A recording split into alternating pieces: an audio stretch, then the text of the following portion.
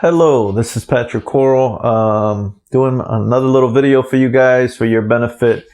And the topic today is going to be what causes a home to sell. A lot of people really wonder and don't know what causes a home to sell. Now, there's four things that are very important, and these are the main things that causes the home to sell. The first one is it has to be easy to show. What does that mean, easy to show? What that means is accessibility. You want to make that time span accessible to as many buyers as possible. So let's say you want from 8 to 4 because that's your work shift, right? You go to work at 8, you start your day at 8, and then you come home after 4. So after 4, you don't want to show your home to anyone, right? You want to just relax, have dinner, and chill, watch a little TV, get caught up on the news, or whatever you do. But when you think about it, most of us work from 9 to 5. So think about that. You're cutting off probably half to more than half of the percentage of buyers that could be coming to want to look at your house, and they're not able to come. So you want to make it open, okay? Yeah, it's going to be inconvenience, but if you have a good realtor like myself, you get that home sold, I would say about 2 weeks. 2 weeks. I have actually a guarantee that if I don't sell your home in 30 days, you can fire me.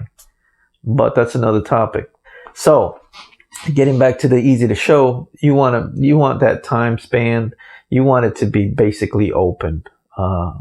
Yes, I know it could be a little inconvenience, but it's only for a short time. 1 to 3 weeks, that house is sold, or the most a month, the house is sold. Can you do that? Probably, if you really want your house sold.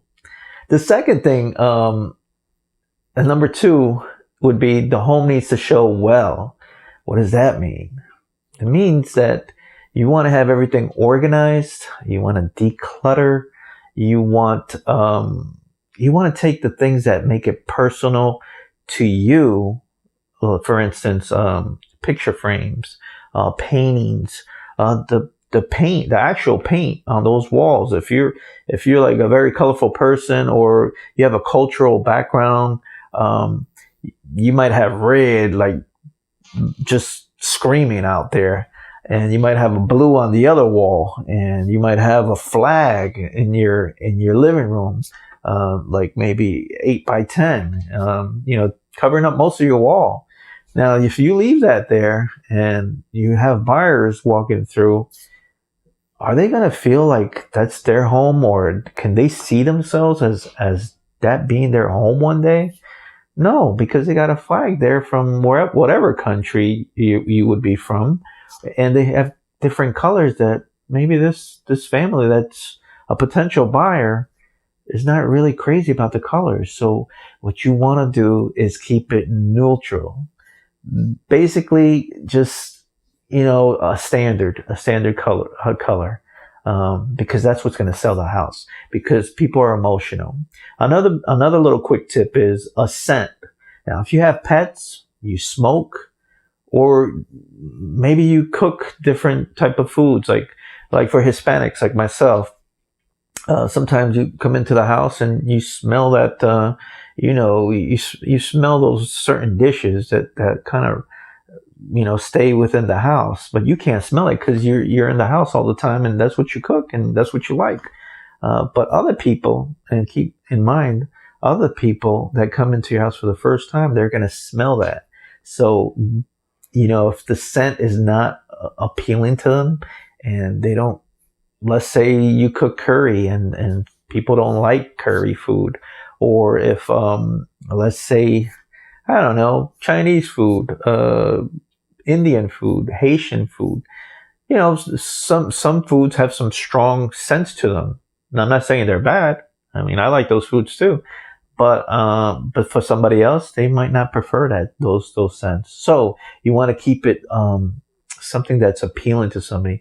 I don't know, chocolate chip cookies. You want to throw some cookies in their oven. All right, when somebody's coming, and have that aroma in the house and just smell good. Air fresheners. You want to put air fresheners in there. Another quick tip: if you have pets, and I love pets. All right, I'm a dog lover myself, but cats will work too. Now, if you have pets, take them out of the house. Don't put them in one room and expect the buyers or the potential buyers to go to your house, look at your house, and then minus that one room because you have the dog there.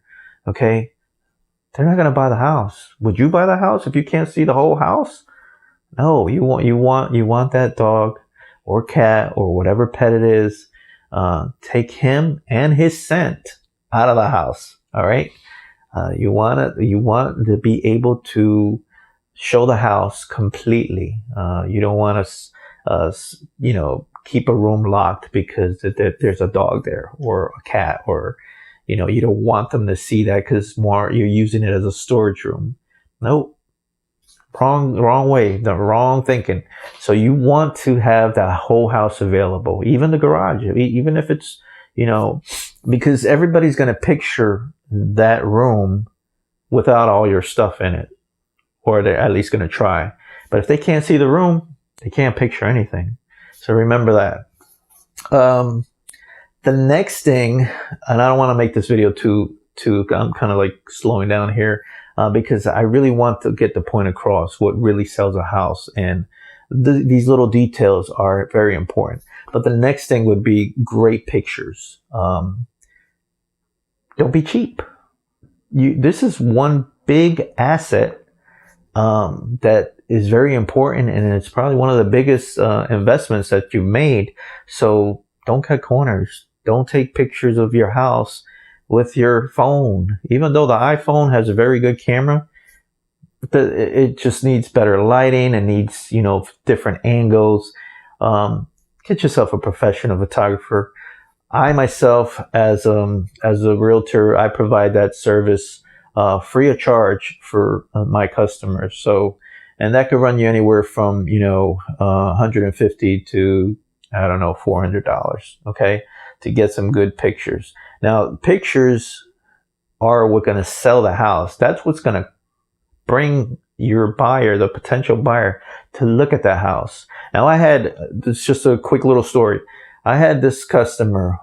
She saw these pictures from the MLS, and I got to tell you, whoever took the pictures did a really good job, because the house looked beautiful. It looked new. The floors were shining. The light was just coming off the walls. It was beautiful. The house looked bigger than it was, and the guy must have been a really good photographer. Must have been doing this for a little while. That brought us to the house. That brought my client and I to the house. When we got there, it was a different story. So that just goes to show you that the professional pictures, and if somebody knows what they're doing, they can bring you the buyers. Now, after that, it's up to you to, get that fish on the hook, but you got to reel them in. Now, we had them on the hook, or they had us on the hook, and we wiggled off because the house wasn't really what the picture showed. All right, so that's really important. Good pictures. All right. One more thing before that, and I wrote some notes behind the camera here. You don't want to put like 25 pictures of your house. You want to do like maybe I don't know, about 5 to 8. That would be enough, because you want to keep them kind of guessing of what more your house has to offer. Okay, so you're gonna just give them kind of like a taste of it. You want to entice them so you could bring them in, have that little mystery behind this house, this beautiful house. Oh, what else is there to see? Okay, so you don't want to put, there's a lot of pictures out there, or realtors that put up 30 pictures, 35 pictures. I mean, you basically seen the whole house like that. Now, if you like the house, great, but it's kind of an overkill. Who's going to sit there and look at 35 pictures, while they're going through all these searches that they've made. So you want to keep them kind of guessing. You want to have them want more. Okay, so less is better in this case. Okay, 5 to 8 tops. Okay. Last thing, and this is the most important thing I want you to realize. It's not the marketing that sells your house. Sure, the market is important, but what sells your house is the price. It's the price in a combination with a good realtor. Okay? So the price, if you price it right, any house will sell. Now, I've had an experience recently that I had a buyer that fell in love with this house. Now, the house was overpriced. In my opinion, my first instinct, this house is overpriced. Now, that was just one in probably about 30 that we were looking at. And I told him, you know what, I kind of feel like this house is a little overpriced, but yeah, we're going to keep looking. So we kept looking and everything. Well, to make a long story short, his wife loved the house, and we ended up signing a contract with it. He, against my advice, he wanted to give full price and pay all the closing costs because he didn't want to lose this house. So this was the house that his wife wanted him to have, which is okay. That's 100% okay with me. I'm there to guide you through the process. I can advise you, but ultimately you're buying the house, so it's your decision. All right, I want to make that clear. So to make a long story short again, the bank, he was a veteran. So the bank sends an appraiser to give the appraisal. Well, the house was somewhere around $289, and the appraisal came back about $12,000 shy of that. Okay, now a good negotiator will not let his client lose money. Now, we had offered the $289 from the start with full closing costs. Now, this seller's agent, I don't know how she got the listing at $289. Actually, I do know. Think of it this way. If you're selling your home and I come to your home being an honest realtor and tell you, hey, I could sell your home. The market is showing that your home should be priced around $250, and that's an honest price and a very compatible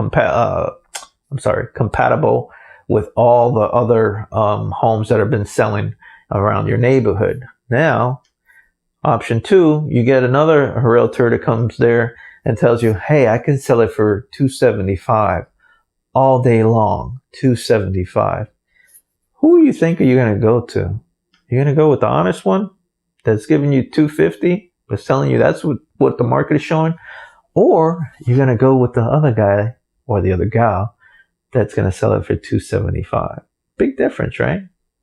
Now remember, that house is only going to be valued of what the appraiser, when he comes out and gives that appraisal, if it's valued for that $275, then you'll get the $275. Okay? That's what the value is going to be. Now, if they come back and you went with that other one, they wanted to give you the $275 amount or price tag on it, then and it comes back as $260.